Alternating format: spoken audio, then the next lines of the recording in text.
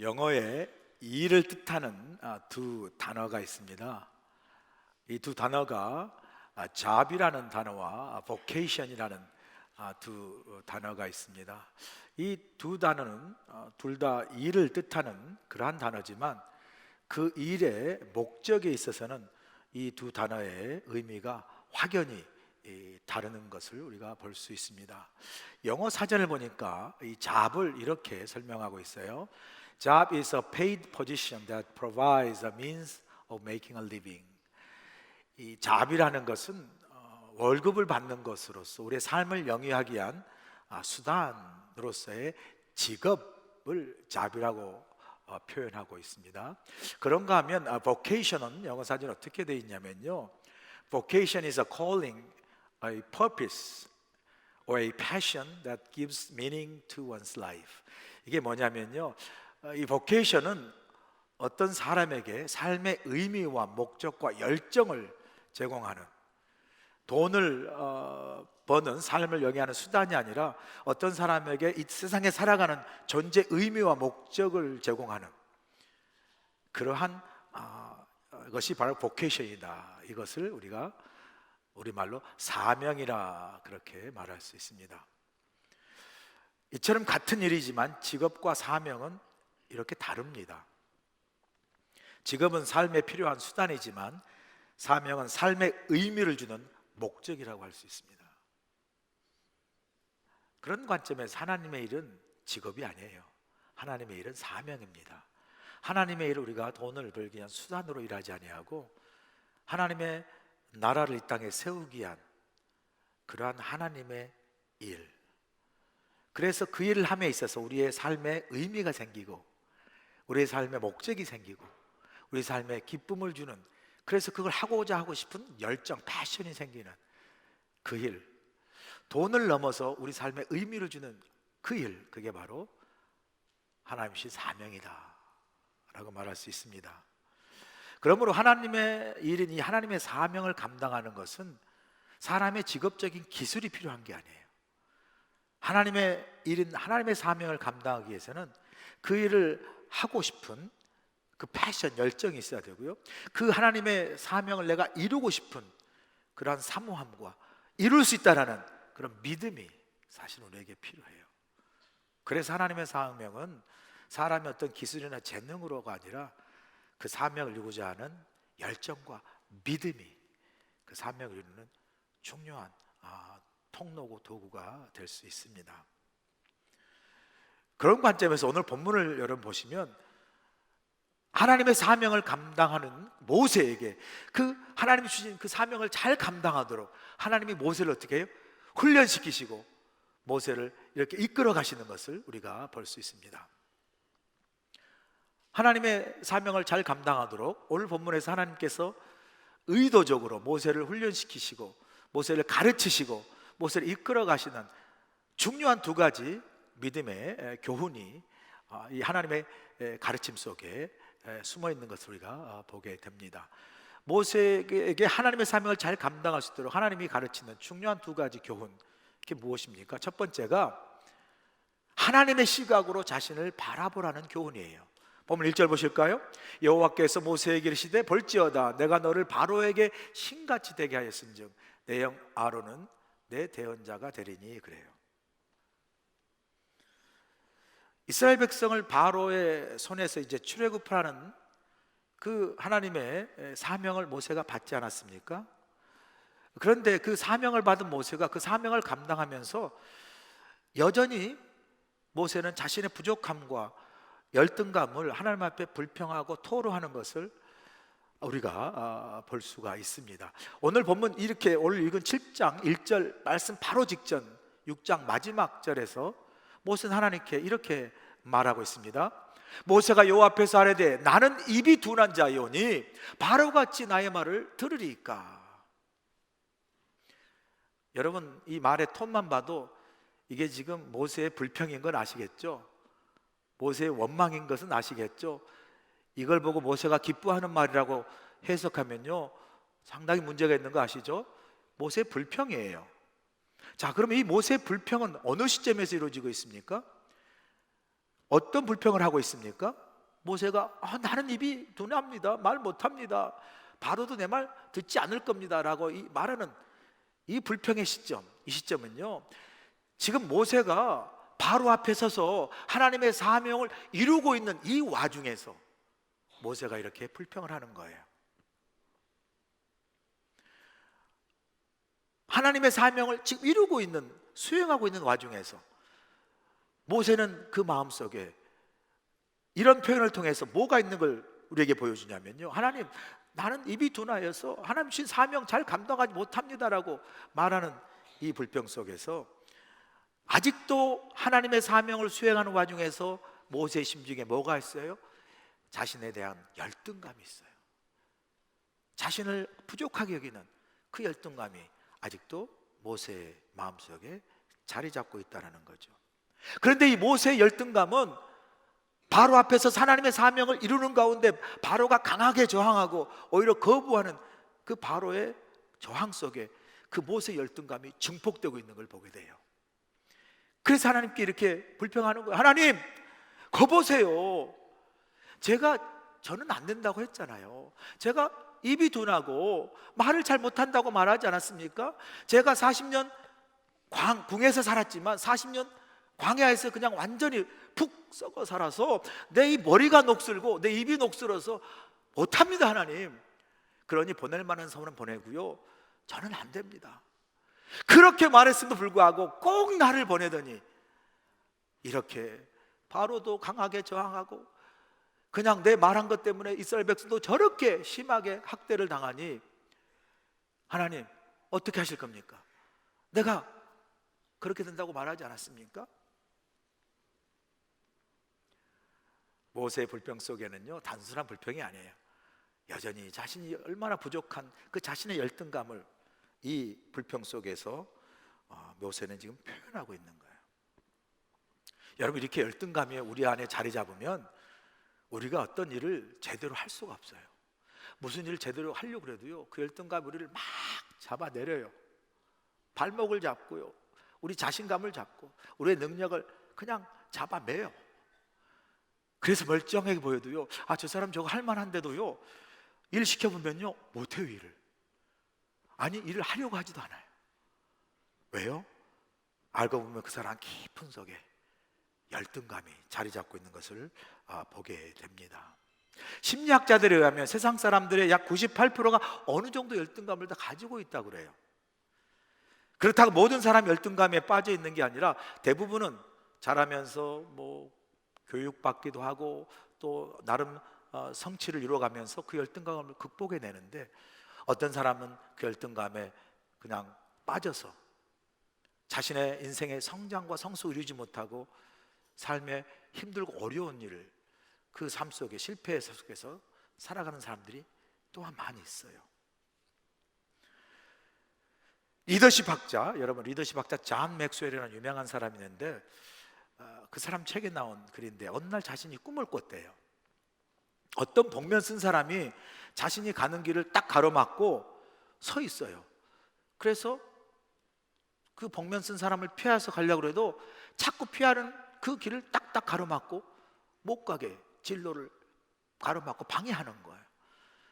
그렇게 피하다 안 돼서 그 사람을 탁 잡아가지고 도대체 누구야 하고 그 복면을 탁 벗겨서 그 사람의 얼굴을 보았더니 그 사람이 누구예요? 자기 자신이에요.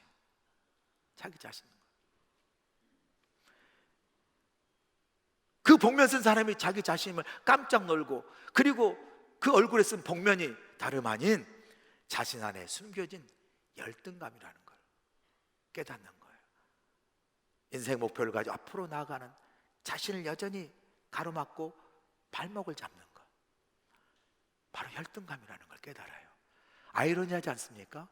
아니, 유명한 리더십 강사로 사람들에게 리더십을 가지라고 강의하는 자신 안에 숨어있는 열등감이 있다는 사실을 발견하게 되는 거죠.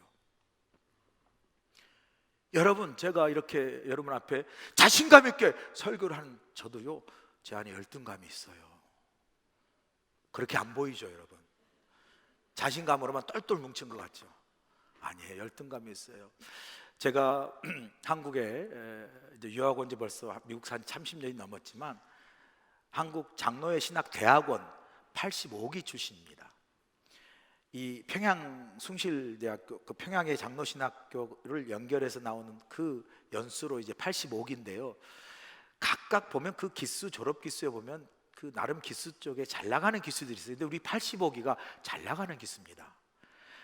지금 한국의 대형교회 장로교회 대형교회 그 목사들이 대부분 85기들이 많아요.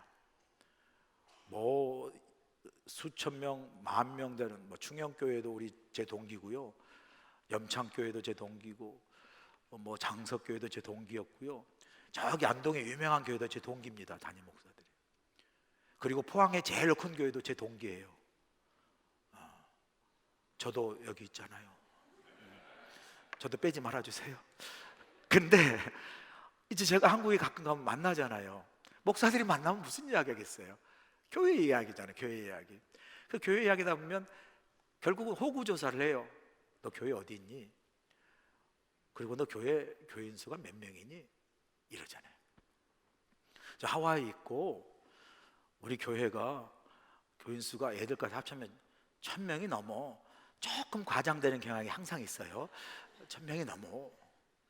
그러면서 너는 교인이 몇 명이나 되니? 그러면 이제 친구가 뭐 작년만 한 5,000명이야. 작년만 한 10,000명이야. 그러면 갑자기 그 말에 그냥 온매 기주구하고 주눅이 확 들어요. 이상하게 나도 모르게 귀가 죽더라고요. 그럼 열등감이 확 그냥 아니 누가 초대도 안 했는데 내 마음에 열등감이 확 막 찾아와요. 그러니까 그렇다고 내가 기가 죽지 말아야 되는데 그렇다고 내가 기가 죽을 사람이 아니잖아요. 생각하다가 너 교회 몇 년 됐어? 30년, 50년. 우리는 120년이야. 까불고 있어. 막 이렇게 그래야 되잖아요. 그렇게. 참 여러분 이렇게 우리가 우리 안에 이런 열등감들이 보이지 않게 자리 잡고요. 없는 줄 알았는데 어느 순간 나와 다른 아니 나보다 나은 사람 그런 환경을 만나면 그냥 비교 의식 속에서 바로 열등감이 아니 씨도 뿌리지 않았는데 막 슉슉슉 자라는 걸 보게 돼요. 이게 우리가 참 우리의 어떻게 보면 숨기고 싶지만 실질적인 모습 아니겠어요? 하나님도 이 모세를 바라보시면서 모세 안에 있는 그 열등감을 하나님이 보시고 그 열등감을 그냥 두실 수가 없는 거죠. 그래서 오늘 본문 보시면요, 하나님께서 이 모세 열등감을 치료하시고 그의 신적 하나님의 주신 그 자존감을 높여주는 걸 우리가 보게 되는데, 여러분 생각해 보세요. 모세가 그 하나님의 사명을 감당하고 있는 모세에게 열등감이 자로잡고 있다면 이게요 모두가 다 고통이에요. 열등감을 가지고 참 자신이 부족하다고 하고 생각하면서 하나님의 사명을 억지로 감당하고 있는 모세도 고통이고, 그런 모세에게 사명을 줘가지고 저거 못하겠다고 불평하면서 할까 말까 그걸 그냥 바라보는 하나님도 고통이고, 그리고 그런 열등감과 참 자존감이 낮은 그 모세가 감당한 하나님의 사명이 제대로 이루어지겠습니까? 그러니 하나님께서 어떻게 해요? 이 모세의 열등감을 치유하시고 그의 자존감을 회복시키는 걸 우리가 보게 됩니다. 1절 다시 한번 보실까요? 여호와께서 모세에게 이르시되 볼지어다 내가 너를 바로에게 신같이 되게 하였은즉 내 형 아론은 내 대언자가 되리니. 이래요. 여기에서 우리가 주목해야 할 구절이 바로 이 구절이에요. 어떤 구절? 내가 너를 바로에게 신같이 되게 하였은즉. 그래요. 여러분, 모세 열등감의 뿌리는 어디에 있어요? 바로에게 있어요. 하나님의 명령을 받고 출애굽을 하는 사명을 받고 바로에게 딱 갔어요. 그리고 하나님의 명령을 선포했습니다. 그랬더니 바로가 어떻게 해요? 그래, 하나님 명령 내가 알았어, 들어줄게. 그랬습니까? 이거 어디서 굴러온 목동이야? 내가 하나님이 누군지 어떻게 알아? 내가 왜 그 사람 말을 들어야 하는데? 그러면서 아주 완강히 거부하잖아요. 그리고 거기다 덧붙여서 이게 배가 따뜻하고 등이 따뜻하니까 이런 헛생각을 하는구나, 더 많은 노역을 시키지 않습니까? 그 바로의 엄청난 권세와 강한 거부와 그 가진 힘의 앞에 바로가 어떻게 해요? 모세가 완전히 자신이 아무것도 할 수 없는 부족한 존재라는 열등감이 팍 생기잖아요. 열등감이 팍 생기잖아요. 사실은요, 당시 세상의 모든 사람들이 바로를 어떻게 해요? 신으로, 신같이 숭배했잖아요. 바로는 신이었어요. 언감생식 모세는요, 그냥 어디 듣보잡, 듣지도 보지도 못한 먹동 출신이 하나님 보낸 사람이잖아요. 이렇게 모든 세상이 다 바로를 신으로 섬기는, 그래서 그 앞에 열등감으로 주눅 들고 있는 모세에게 하나님이 어떻게 말씀합니까? 모세를 향하여, 아니야 모세야, 너는 신 같은 존재야 라고 말합니다. 아니요, 그렇게 말하지 않았어요. 하나님은 아주 구체적으로 말해요. 모세를 향해서 너는 신 같은 존재야 말하지 아니하고 반드시 그 앞에 요 구절을 넣습니다. 너는 바로에게 신 같은 존재야. 바로가 누굽니까? 모세 열등감의 뿌리잖아요. 그 앞에 괜히 작아지고 그 앞에 힘이 없고 열등감으로 주눅드는 그 바로 앞에 하나님은 꼭 집어서, 모세야, 너는 바로 앞에서, 너가 그렇게 주눅들어 열등감에 젖어 있는 바로 앞에서 너는 신 같은 존재야. 너는 하나님 같은 존재야. 너는 하나님의 형상을 가진 신적인 귀한 존재야. 능력을 가진 사람이야 라고 어떻게 해요? 모세를 격려하고 바로 앞에 주는 열등감을 하나님께서 치유하시고 그의 자존감을 높여주는 것을 우리가 볼 수 있습니다. 그러면서 모세에게 말씀하지 않습니까? 모세야, 바로가 너를 보는 그 시각으로, 세상이 너를 보는 그 시각으로, 너의 눈으로 너를 보는 그 시각으로 너를 바라보지 말고 내가 너를 바라보는 나의 시각으로, 하나님의 눈으로 보는 너, 믿음의 눈으로 보는 너 자신을 보라고 말씀하세요. 세상의 시각, 바로의 시각, 너의 시각으로 보면 너는 입이 둔하고 입이 뻣뻣하고 말 못한 사람처럼 보일지 몰라도 내가 바라보는 너, 나의 시각으로, 믿음의 시각으로, 하나님의 시각으로 바라보는 내 눈에는 너는 누구냐고? 너는 나 같은 사람이야. 하나님 같은, 하나님의 형상을 가진 능력 있는 신적인 존재야. 누구 앞에? 바로 앞에. 그러니 모세야, 바로를 두려워하지 마. 바로 앞에 쫄지 마. 주눅 들지 마. 바로 앞에 당당하게 서서 용기를 가지고 내가 내게 맡긴 하나님의 사명을 감당해. 너는 하나님 같은, 하나님의 형상을 가진 신적인 능력 있는 귀한 존재야. 하나님이 모세 열등감을 막 치유하시고 그 낮은 모세의 자존감, 아니야 너는 하나님 같은, 하나님 형상을 나 같은 존재라고 그의 자존감을 확 높여줍니다. 여러분, 세상의 시각으로, 바로의 시각으로 우리 눈으로 보면요, 뭐 그렇게 대단한 사람입니까? 여러분 스스로 세상이 여러분을 볼 때, 또 바로 같은 권세자가 여러분을 볼 때, 여러분 스스로 여러분을 볼 때, 여러분 이렇게 뭐 대단하신 분입니까? 그런 분도 계시긴 하지만 제가 볼 때는 뭐 그렇게 대단하신 것 같지는 않아요. 오해하지 마세요. 저는 대단하게 생각하지만 또 그게 아닌 것 같더라고 보니까. 그죠? 그런데 하나님은 아니라고 그래요. 아니야, 너는 내가 볼 때 너는 대단한 사람이야. 너는 내 눈으로 볼 때 너는 나같이 하나님의 형상을 가진 하나님 같은 신적인 귀한 존재야. 너는 세상이 너를 볼 때 그렇게 볼지 몰라도 하나님 안에서 내가 보는 너는 대단한 사람이야.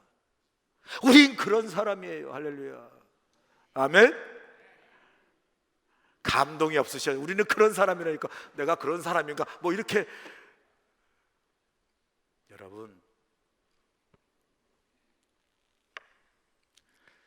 세상 살아보니까요, 세상은 맨날 우리를 그냥 뭐 길을 좀 세워주고, 야 너 대단하다, 어깨 좀 펴게 해주고 막 높여주는 그런 세상이 아니더라고 보니까. 세상은 늘 보면 우리를 길을 죽여요. 그냥 어깨를 막 펴지 못하게 만들어. 별볼일 없는 사람으로 늘 우리를 스스로 보게 만들어요. 비교하죠, 경쟁하죠. 막 그래가지고 1등 해야 되고, 이러다 보니까 온통 비교하고 경쟁하고 막 1등 돼야 되는 그 구조 속에서는요, 깊이고 얼굴 탁 들고 어깨 펴고 살 사람은 딱 한 사람이야. 누구요? 1등인 사람. 나머지 사람들은요 다 이러고 있어야 되는 구조예요. 저는 그런 것 같아요. 여러분 어떠실지 몰라도. 난 맨날 1등만 하고 다니는 사람은 모르겠지만 여기 계신 분 뭐 1등 옆에서 야 좋겠다 이런 말 하고 많이 사셨잖아요, 여러분들. 아니신가요? 그런데 하나님은요 그런 세상, 그래서 항상 우리를 주눅들게 하고 열등감 가지고 하고 깊이 못 피게 하는 세상에서 하나님 아니야 너는 하나님 같은 존재야. 신 같은 존재야. 하나님의 형상을 가진 존재야. 우리를 신 같은 존재라면요 우리는 비교할 필요도 없어요. 신인데 무슨 비교가 필요하고, 신인데 무슨 경쟁이 필요합니까? 신인데. 그래서 우리를 어떻게, 우리 너는 세상에 하나밖에 없는 신 같은 유일한 사람, 존귀한 사람, 고귀한 사람. 그래서 세상에는 너밖에 없는, 누가 비교하고도 경쟁할 필요, 너밖에 없는 넘버원이 아니라 only one, only one. 내가 너를 작품으로 만들었던 존귀한 사람, 하나님의 사람, 하나밖에 없는 only one, 유일한 하나님의 존귀한 자로 우리를 부르시고 창조하신 줄로 믿습니다. 그래서 하나님은요 모세에게 모세야 너는 신 같은 존재야. 바로 앞에 주눅들 거 없어 이야기합니다. 그리고 그 모세의 열등감을 모세에게 너는 신 같은 존재야 라고 말하면서요 또 이렇게 덧붙여서 말해주지 않습니까? 너가 말할 필요 없어. 너 형 아론을 내게 붙여줄 테니 아론이 너 대신 다 말할 거야. 요 뉘앙스를 잘 보셔야 돼요. 잘못하면 그래 모세야 너가 말한 처럼 입이 둔하니까 그냥 네 대신 말 잘하는 형 붙여줄 테니 걱정하지 말고 해. 이런 개념이 아니에요. 잘 보시면 너는 신 같은 존재야. 그러니 굳이 너가 다 입으로 말해 스스로 바로에게 말할 필요 없이 너에게 그냥 대변자를 붙여줄 테니까 너는 말만 해. 그러면 그 대변인이 다 말할 거야. 그 대변인 누구예요? 모세예요. 가만 보세요. 세상도 그래요. 대통령이 뭐 그렇게 말 많이 하는 거 보셨어요? 당대표가 그렇게 말 많이 하는 거 보세요? 꼭 나와가지고 비서실장 대변인들이 대통령께서 이렇게 말씀하셨어요. 그거 말씀했는지 안 했는지 우리 몰라요. 그냥 대변인이 말씀했다고 하니까 말씀한 걸로 알죠. 다 그렇게. 왜? 권세와 힘을 가졌기 때문에. 여러분들은 여러분 대변인 하나씩 달고 다니세요? 왜 대변인인지 없는 줄 아세요, 여러분? 힘이 없기 때문에. 우리 힘 있으면요 알아서 말해. 그럼 알아서 다 이야기하잖아요. 그 개념을 생각해 보면 너는 신 같은 존재야. 너가 말할 것 없이 형 아론에게 말하면 그가 대변할 것이야 라는 것도요 모세를 치유하신 하나님의 섬세한 손길이세요. 너는 신 같은 존재야. 말만 하면 아론이 다 할 거야. 여러분 하나님께서 이렇게 우리의 열등감, 모세와 같은 열등감을 아세요. 숨기실 필요 없어요. 아세요. 열등감이 있으세요. 하나님께 다 말씀하세요. 나 이게 못합니다. 저게 못합니다. 그래서 못합니다가 아니라 이게 못합니다. 저게 못. 그러니 하나님 내게 힘 주시고 나를 사용하여 주십시오라고 기도하는 거. 하나님이 그러시면요 여러분의 열등감을 이렇게 하나님께서 치유하시고 회복 주시고 하나님이신 자존감으로 여러분 능히 하나님의 사명뿐만 아니라 세상에 나가서 세상이 감당해서 하나님의 사람으로 살아갈 수 있을 줄 믿습니다. 아멘. 어느 목사님이 설교를 좀 잘하고 싶었어요.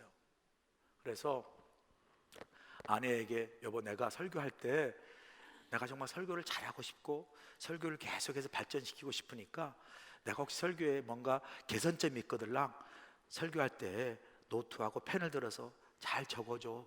그리고 나에게 말하면 내가 듣고 자꾸 고쳐서 내가 설교를 더 개발하고 잘 설교를 잘하는 목사가 되고 싶어.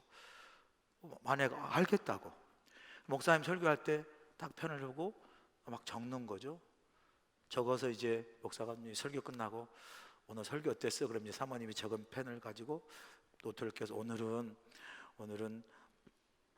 설교가 조금 이렇게 무슨 말하는지 잘 모르겠어, 포인트가 없어, 그렇게 이야기하고, 근데 설교가 오늘 나도 졸리더라, 뭐 이렇게 너무 지루하고 졸리다, 뭐 이렇게 이야기하고, 그 얼굴이 너무 어두워, 좀 밝게 설교하고, 그럼 오늘 왜 이렇게 설교 유난히 사투리를 많이 써, 막 가르쳐, 막 알았어, 막 그래. 그래가지고 설교를 막 준비하는데, 신기하게도요, 시간이 갈수록 목사님 설교가 더 잘해야 되는데 설교가 더 막 못하게 되고, 설교가 더 막 죽을 쓰는 거예요. 이 사모님이 한 더 울려고 하는데 목사님 설교가 점점 안 좋아지고 못해지니까 걱정돼 가지고 어느 날 사모님 세미나로 갔어요. 세미나 갔더니 뭐 사모 세미나가 다 목사와 관련된 세미나 아니겠어요? 남편. 그래서 들어보니까 남편이 얼마나 스트레스가 많은데, 그 남편에게 사모로서 막 힘을 주고 용기를 주고 격려해 줬는데, 가만 생각해 보니까 그렇구나, 내가 이 남편에게 이렇게 막 해서 하는 것보다 남편에게, 목사님에게 용기를 불어줘야 되겠다. 그 세미나에서 깨닫고 와가지고 이제 예배할 때마다 사모님이 그 펜과 그 노트를 탁 내려놓고 막 목사 설교하면 아멘, 아멘, 아멘. 사모님은 아멘만 한 거예요. 막 아멘, 아멘. 그리고 목사님 설교 나와서 여보 뭐 내가 못한 거 없어. 아이고 여보 설교가 너무 은혜로워가지고 적을 게 하나도 없다고 막 그렇게 이야기하니까 목사님이 그러냐고, 막 그게 진짜인 줄 알고 막 그냥 힘이 나가지고 막 열심히 설교하다 보니까 설교가 막 은혜가 넘쳐가지고 막 성도 은혜 받고 그 교회가 부흥이 된 거예요. 할렐루야. 오늘 제 설교 끝나면 여러분들이 저한테 말씀해 주세요. 오늘 목사님 설교가 형편없어가지고 쓸만한 게 하나도 없어요, 이렇게 말씀하지 마시고, 오늘 목사님 설교를 들으니까 너무 은혜가 넘쳐가지고 적을 게 하나도 없어요. 그래서 오늘 우리 집사람에게 펜하고 노트 갖고 오지 마라 그랬어요. 제가 평상시 갖고 다니거든요. 여러분, 왜 우리가 이 목사님과 사모님 예화뿐만이겠어요? 우리 서로에게요 어떤 존재로서 우리가 서로 서야 되겠습니까? 우리가 하나님의 시각을 가지고 서로를 어떻게 존귀 여기고 또 서로를 격려하고 칭찬하는 게 그렇게 중요해요. 여러분, 교회 나오시다 보면 교회에서 만나는 사람들이 있어요. 한 번도 만나보지 못한 사람일 수도 있고요. 교회 딱 왔는데 이게 웬일이야? 직장에서 만나고 어떤 바깥에서 만난 사람을 딱 만나는 거예요. 그럴 때 우리가 그 사람을 바라보는 시각들 있잖아요. 저 사람 내 아는 사람, 그때 그 사람, 그렇고 그런 사람. 이게 우리가 세상으로 보는 그 사람에 대한 시각이라면 교회 안에서는 우리 시각이 바뀌어져야 돼요. 내가 알던 그때 그 사람의 시각이 무엇이든 간에 그때부터 교회 안에서 우리가 하나님의 시각으로 바라보는, 저 사람 어떤 사람? 하나님이 죽을 곳에서 십자가 달려 주님이 죽기까지 구원하시고 살리신 존귀한 사람, 하나님의 형상을 가져 하나님의 교회되게 부르신 사람. 그래서 우리가 함께 하나님 안에서 교회를 이루어가도록 부른 하나님의 지체된 귀한 존재, 이러한 시각으로 우리가 서로를 바라보고 서로를 칭찬하고 격려할 수 있게 주의 간절히 축복합니다. 그래서 교회에서는요 막 격려하세요. 누가 열심히 수고하고 하는 사역들 많이 하잖아요. 격려하세요. 왜 그렇게 했냐, 이왕 하려면 잘하지, 이것도 한 거라고 했냐, 이게 뭔가 잘못된 것 같다, 나 이 정도면 다 나도 한다, 이런 소리 하지 마시고 어떻게 해요? 수고하셨다고, 애쓰셨다고, 잘했다고, 대단하다고, 감사하다고, 그렇게 서로 격려하면요, 그렇잖아요. 여러분, 우리 안에 세상 살다 보니까 더덕더덕 붙은 게 뭔지 아세요? 이거 잘하고 저거 잘하고 이거 비교하고 저거 경쟁해서 막 이겨야 되고, 그래서 우리가 막 세상에서 어떻게 성공해야 되는 것 때문에 레이어 합해가지고요 겹겹이 쌓아와 있는 우리의 열등감이나 비교의식이나 실패감이나 막 이런 것들이 우리 안에 막 레이어로 쌓여 있어요. 그런데 그런 우리가 하나님 안에서 모여가지고 막 서로 칭찬하고 격려하고 서로를 막 북돋우면요, 그 막 먼지처럼 쌓여있던 그 레이어가 다 벗겨지면 그 안에 뭐가 있어요? 우리도 잊어버렸고 우리도 있는지도 몰랐던 하나님의 형상, 하나님 우리에게 부어놓으신 하나님의 형상, 하나님의 신 같은 아름다운 모습이 여러분 속에 다 숨어 있어요. 우리가 서로 격려하고 서로 위로하고 칭찬하면서 그 더덕더덕 붙은 것들을, 세상 것들을 다 지워내면요, 하나님 안에서 여러분 얼굴 속에, 여러분의 믿음 속에, 삶 속에 이 빛같이 하나님의 형상이 쫙 나타나는. 그래서 교회를 제대로 은혜 받고 다니면요, 그 사람 얼굴에 저 사람이 저런 얼굴이 있었나 라는 얼굴들이 막 쫙 피어나요. 성형수술 하나도 쫙 피어나요. 이게 그래가지고 어떤 모습이, 야곱이 형 에서를 만나야 되는데 그 옛날에 장자권 때문에 나를 죽이려는 에서만 생각하고 하나님 께 야복하게 기도하고 은혜 쫙 받아가지고 마치 형을 딱 만났는데 어떻게 해요? 형의 얼굴을 딱 보니까 나를 막 그냥 그것 때문에 죽이려는 그 얼굴이 아니라 형님의 얼굴을 배우니 하나님의 얼굴을 본 것 같습니다. 이 말에 예서도 놀라가지고 내가 그런가 하고 야곱을 사실은 잡아야 되는데 깜빡 잊어버리고, 그래 내가 하나님 얼굴 같지, 동생아 반갑다, 이렇게 되는 거예요. 오늘 여러분 예배 끝나고 나가셔서 만찬을 드실 때 한 명도 그냥 가지 마시고요, 다 서로를 바라보시면서 당신의 얼굴을 보니 하나님의 얼굴을 본 것 같아라고 인사를 하면 쑥스러우니까 눈웃음으로 속으로 당신의 얼굴 보니 하나님의 얼굴 같습니다 라고 여러분이 탁 눈웃음 나누고 식사를 하시면 오늘 애찬과 만찬이 엄청나게 맛있을 줄로 믿습니다. 할렐루야. 사랑하는 여러분, 우리 서로는 다 하나님의 형상을 가진 귀한 존재입니다. 우리 교회 안에 우리 모두가 이런 하나님의 형상을 가진 신적으로 존귀한 자임을 깨닫고 우리 서로 하나님의 교회를 아름답게 세워갈 수 있고 주여 간절히 축복합니다. 두 번째로 우리 주신 교훈은 뭐냐면요, 장애물이 있어도 믿음으로 순종하라는 하나님을 향한, 모세를 향한 하나님의 가르침이에요. 본문 4절 보실까요? 바로가 너의 말을 듣지 아니할 터인즉 내가 내 손을 애굽에 뻗쳐 여러 큰 심판을 내리고 내 군대 내 백성 이스라엘 자손을 그 땅에서 인도하여 낼지라. 그래요. 하나님, 모세가 이제 하나님의 사명을 감당하러 가는데, 그렇게 해서 바로 앞에 갈 때 모세에게 뭐라고 이야기하냐면요, 모세야, 바로의 마음이 완악해서 내 말을 듣지 않을 거야 말씀하세요. 다른 말로 표현하면 너가 하나님의 사명을 감당하기 위해서 나의 명령을 듣고 갈 텐데, 너가 가는 그 길에 바로라는 큰 장애물을 너가 만나게 될 거야. 그래서 너가 하는 그 사명의 일이 어렵고 힘들 거야 라고 말해주는 거예요. 그런데 사실은 모세가 하나님께로 기대한 대답은 이게 아니죠. 본인이 원치 않았지만 하나님께서 굳이 명령해서 막 모세에게 그렇게 사명을 부여하니까 모세가 알겠습니다 하고 가지만, 그 모세의 마음에는, 그래서 하나님께 듣고 싶은 마음은, 모세야 그래 걱정하지 말고 가, 너가 바로에 가서 내 명령을 전하고 이스라엘 백성 출애굽의 사명을 감당하면 바로 모세가 하나님이 보냈다고 그러면서 바로 모세가 어떻게 해요? 그 바로에게 바로가 모세에게 어떻게 하죠? 바로 하나님의 그 명령대로 백성을 내어줄 것이다, 그렇게 말할 것이다 라는 것을 이제 기대를 하는 거죠.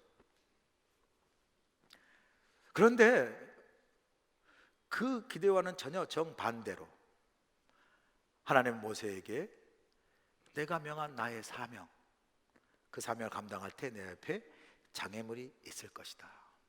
이게요, 모세가 하나님을 향한 듣고 싶지 않는 그런 말이죠. 우리도 하나님의 사명을 감당할 때 하나님에게 이런 대답을 듣고 싶지 않을 겁니다. 우리 당연히 그렇게 생각하지 않겠어요? 아니, 하나님의 사명이고 주의 일이고 교회의 사역이면 당연히 거룩한 일이고 하나님이 기뻐하신 일이고 성스러운 일이기 때문에 모든 사람이 한 마음이 될 거고 모든 일이 잘 풀릴 거고 모든 일이 잘 이루어져야 되는 거 아니에요? 하나님의 일인데. 그런데요, 우리 실제적인 믿음의 경험은요 그렇잖아요. 하나님의 사명인데도, 주의 일인데도, 교회 사역인데도요, 우리가 그 일을 하다 보면 어떻게 해요? 사람들의 반대에 부딪히고, 사람들의 비협조에 부딪히고, 사람들의 시기와 질투에 부딪히고, 사람들과의 갈등과 다툼에 부딪히고 사람들의 비판과 비난에 부딪히잖아요. 이렇게 되면 우리 마음에 시험을 들고 낙심이 되고 기쁨과 의욕을 잃어버리고요. 아유, 무슨 주의 일, 주의 사명 내려놓고 포기하고요. 심하면요, 교회도 떠나는 그런 경우도 우리가 보게 됩니다. 근데 참 우리가 이런 일이 일어나면 안 된다라고 생각하고, 어떻게 교회에서 이런 일이 있을까? 교회는 다 천사들만 모였다는데 왜 사람들이 반대하고 갈등하고 다투고 비판하고 비난할까? 이건 교회가 아니야, 이건 있어서는 안 돼 라고 우리가 생각하고 비판하고 말할 수 있지만, 오늘 본문에서 하나님은 오히려요, 아니, 그런 일이 너희 앞에 있을 수 있어. 그런 일이 하나님의 사명을 감당하는 그 일 앞에 있을 수 있어. 그런 일이 주의 일을 감당하는 교회에도 있을 수 있어 라고 이야기합니다. 오늘 본문에 보세요. 하나님이 그렇게 모세의 그 하나님의 사명 앞에 장애물이 있는 경우, 그것 때문에 낙심되는 그런 경우들을 하나님은 잘못되었다 비판하시고 책망하지 않으세요. 오히려 그런 장애물이 있다, 어려움이 있다, 인정하세요. 오늘 본문 3절에 보시면요, 하나님이 하나님의 사명을 감당할 모세에게 3절에 이렇게, 내가 바로의 마음을 완악하게 하고, 너가 사명 감당할 때 바로의 마음이 완악해질 거야 이야기하지 않습니까? 4절에도 바로 하나님의 사명을 감당하는 모세에게 이렇게 이야기합니다. 바로가 너의 말을 듣지 아니할 거야. 바로 마음이 강팍해서 오히려 말을 듣지 않을 거라고 말해줘요. 그런데요, 그러한 장애물을 언급하면서도 하나님 동시에 이어서 모세에게 뭐라고 이야기하냐면요, 그 장애물이 너희 앞에 놓여 있을 때, 바라고 그렇게 할 때 어떻게 해요? 놀라거나 두려워하거나 염려하거나 낙심하거나 포기하지 말라. 그 믿음의 장애물, 하나님 앞 사명 앞에 있는 장애물 앞에 어떻게 해요? 포기하고 주저하고 낙심하지 말라고 말씀합니다. 라이언 홀리데이라는 사람이 유명한 코치 전문가인데 돌파력이라는 책을 썼어요. 그 이야기에 이런 이야기가 나오는데, 어느 임금이 대로 한복판에 커다란 바위를 딱 놓고 성 안에 출입하는 걸 어렵게 만들었어요. 아주 불편하게.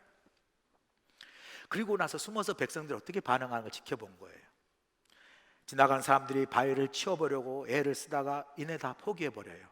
어떤 사람은 왜 바위가 이렇게 있냐고 불평하고, 나중에 임금이 바위를 놨다는 말 듣고 막 임금을 비난해요. 어떤 사람은 막 아유, 오늘 일진이 사납다고 오늘 오지 말았어야 되는데 하고요, 막 여러 어떤 상황을 비판하고 막 불평해요. 그러면 또 어느 사람도 그 바위를 치려고 실제적으로 노력하거나 실제적으로 바위를 치우는 사람이 한 사람도 없어요. 그런데 며칠 후에 한 농부가 그 길에 나타났어요. 지나가려다가 바위를 보고 역시 그 농부도 치워보려고 애를 쓰는데 자신의 힘으로 안 되는 거예요. 바위가 끔찍하지 않아요. 그러자 농부가 근처 습으로 들어가서 사방을 뒤지기 시작하더니 잠시 후에 큰 통나무 2개를 들고 나옵니다.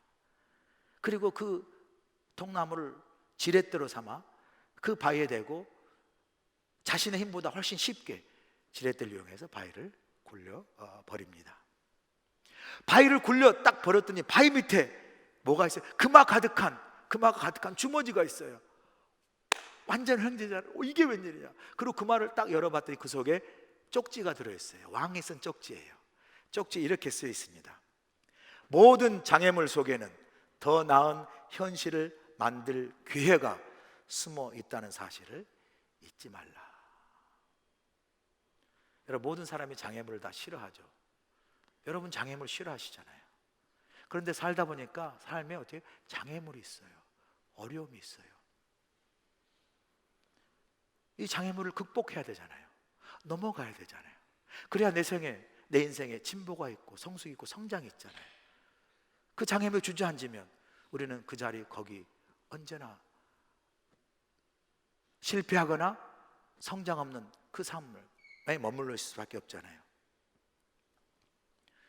여러분, 신앙생활도 마찬가지입니다. 하나님의 일을 감당하고 주의 일을 감당하려 할 때, 교회 사역을 하려 할 때 어려움과 장애물이 있잖아요. 사람들의 반대, 말씀드린 대로 비협조, 시기 질투, 갈등, 다툼, 비판, 비난들이 있잖아요. 그런데 성경에 보니까 성공적인 신앙의 삶을 산 사람을 보니까 다 장애물이 없는 그러한 믿음의 인생을 산 게 아니라 장애물이 있는데도 불구하고 믿음으로 다 그 장애물을 극복한 사람들이에요. 요셉 보세요. 요셉은요, 그 인생에 어떻게 해요? 노예라는 큰 장애물이 있었잖아요. 노예. 형들에 팔리고 억울한 누명을 써 감옥에 가고 그 노예로 그 인생이 힘든 가운데도 뭐가 하나님이 함께 하신 믿음으로 노예에서 국무총리가 되는 놀라운 삶을 살아내지 않습니까? 다윗 보세요. 다윗도 골리앗이라는 큰 장애물을 만납니다. 그럼에도 불구하고 내가 만군의 여호와 이름으로 골리앗을 물맷돌 한 방으로 쓰러뜨리고 목동에서 왕이 되지 않습니까? 여러분, 가나안 땅에 들어가려고 하는 정탐꾼 12명 가운데 가나안 땅에 가서 정탐했더니 큰 거인들과 성읍이 있었습니다. 그 장애물 앞에 10명의 정탐꾼은 우리는 메뚜기예요 하다 다 광야에서 죽었습니다. 그럼에도 불구하고 여호수아 갈렙은 그 장애물 앞에서 이 장애물 우리 밥이라 믿음으로 고백하고 여호수아 갈렙은 약속의 땅을 밟지 않았습니까?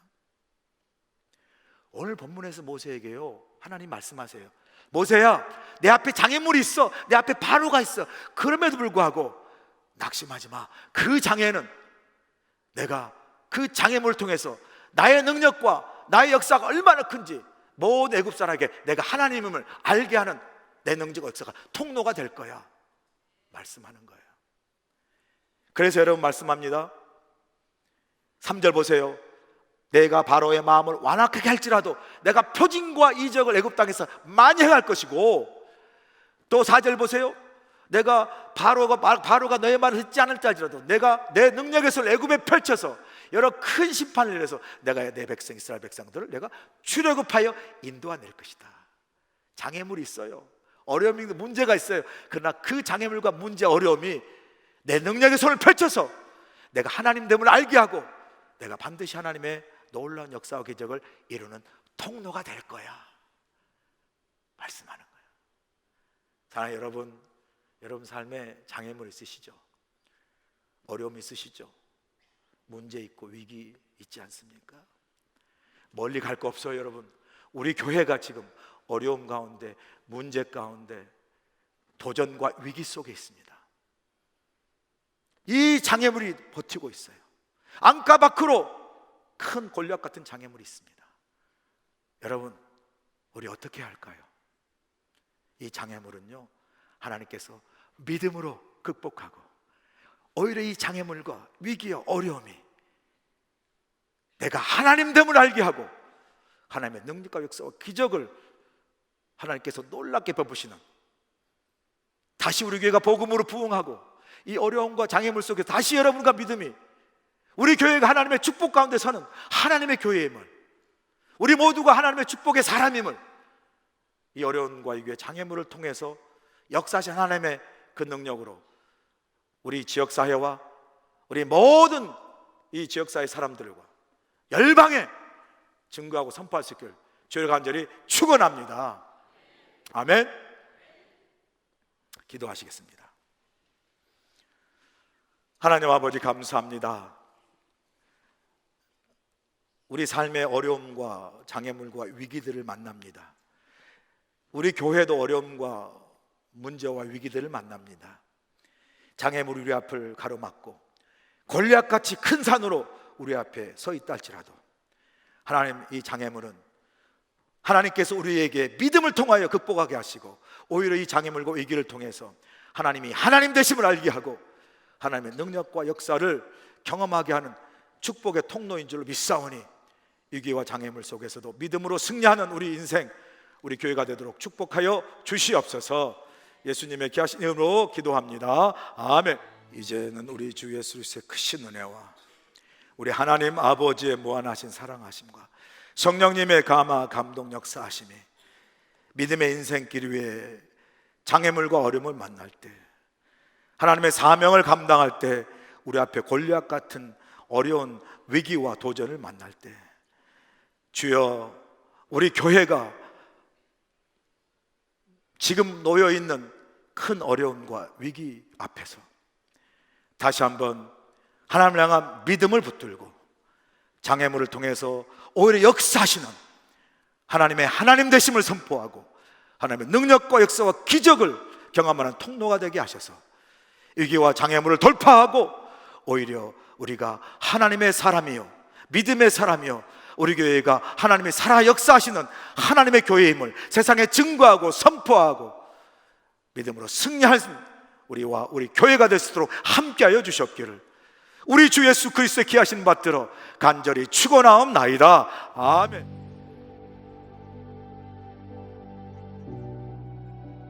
그리스도 연합 감리교회는 1903년 11월 10일에 창립되어 120주년을 맞이하는 해외 최초의 한인 교회입니다.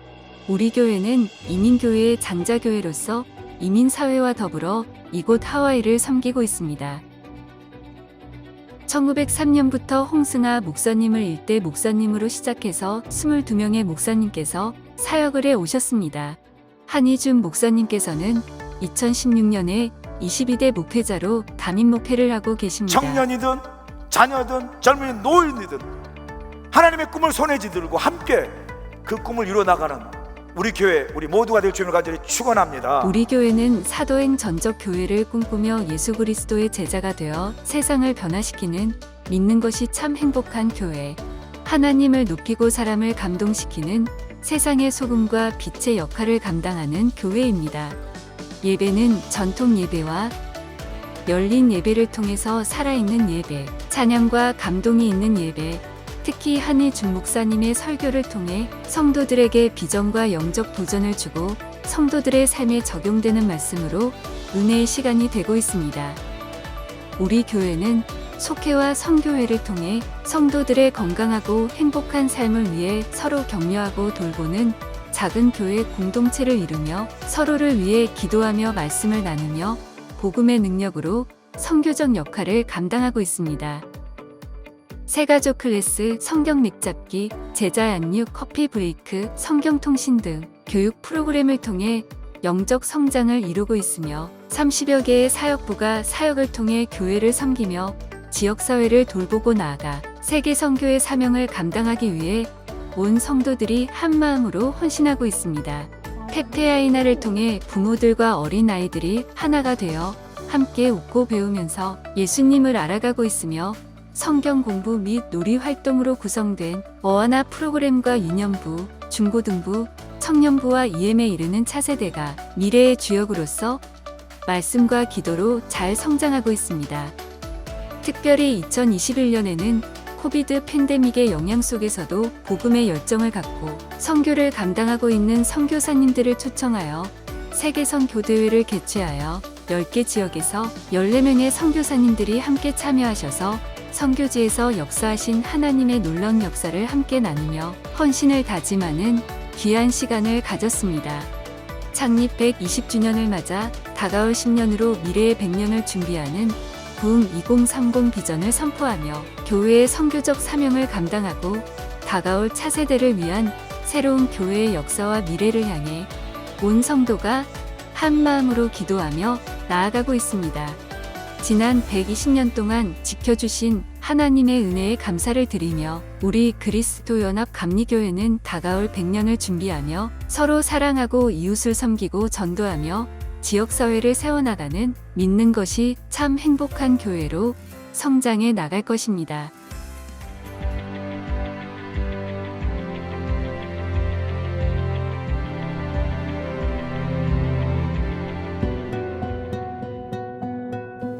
Aloha! This is Unji Huang serving both the preschool and kinder children who God has given to us. We raise our children with the love of God along with wonderful teachers. We're sharing the gospel in various ways so that our children can easily learn the words of God. We are gladly serving our children so that they can experience joy, happiness, and God's love through our ministry. I hope to see you soon. Mahalo! Aloha and welcome. I am Director Ellen No for Awana and Elementary Ministry. Together, teachers and I work together to strengthen our children's faith walks through the words of God, praise, and fellowship. Awana is a global program through designed for the discipleship of over 4 million children. We invite you to join us in Awana and Sunday worship, and we look forward to seeing you soon. God bless you all. Aloha! Hello, my name is Nathan Lee, and I am the youth pastor for our beloved 6th to 12th graders. Our youth ministry is a safe and encouraging community for students to build a firm foundation in their faith, identity, and future. During these years, students are trying to figure out who they are while learning how to successfully navigate and lead their lives. We hope to come alongside our youth during these formative years to support, encourage, and guide them with the Word of God and His love. Our vision is to see a youth that is awakened to the reality of Jesus Christ and to live passionately for Him. Our aim is to see our students powerfully encounter God's love, to empower them to go all in for Jesus, and to prepare them to live out their faith with courage and boldness. Our prayer is that our students will discover their eternal security in the purpose and the hope of the gospel as they experience the living power of the Holy Spirit in their personal lives. Our weekly gatherings are Fridays at 6:30 p.m. and Sunday mornings at 9 a.m. and 11:15 a.m. We look forward to getting to know our next generation youth and serving them. Mahalo!